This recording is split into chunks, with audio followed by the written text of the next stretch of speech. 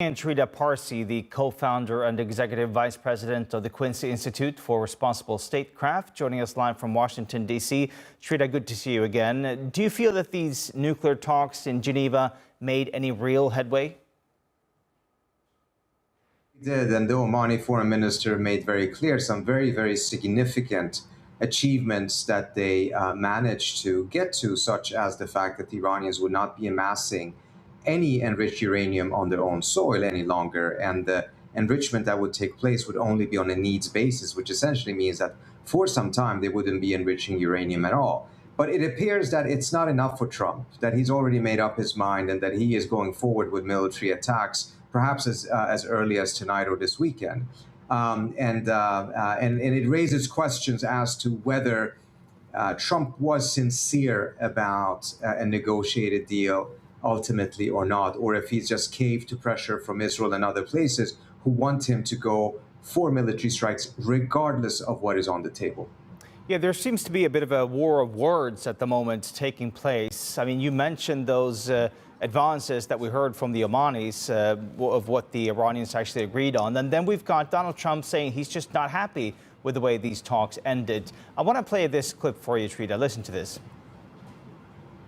Not happy with the fact that they're not willing to give us what we have to have. So I'm not thrilled with that. We'll see what happens. We're talking later. They cannot have nuclear weapons, and we're not thrilled with the way they're negotiating. It'd be wonderful if they'd negotiate really in good conscience, good faith and conscience, but they are not getting there. So far, Peter, they're not getting there. And has your team told you that if you use the military now, that there will be regime change right away? No. This message from Donald Trump, he's just not happy. He'd like to do it the peaceful way, but he's also said that sometimes you have to strike. Is this Donald Trump saying he's about to strike Iran? I believe so. And the fact that he's saying that he's not happy is not reflecting actually what happened at the negotiating table. I don't think the Omani foreign minister would come out and reveal the details of what had been agreed upon, which is way beyond what the Obama administration achieved, had it not been for the fact that this was some sort of a last-ditch, almost desperate effort by the Omanis to stop this unnecessary war, and doing so by going public with the very significant concessions that the Iranians had offered. So at this point, this is a war of choice by Donald Trump.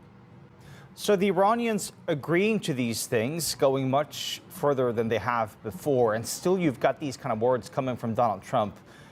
Trita, what kind of insight do you have as to the discussions now? What's it like among the leaders in Tehran? What are they thinking at this point? My sense was that the Iranians are actually quite optimistic beyond what they had been saying publicly after the last round. But I suspect that they're also ready that given their experience with Trump, that they really cannot trust what he's saying, that at any moment he could shift towards military action.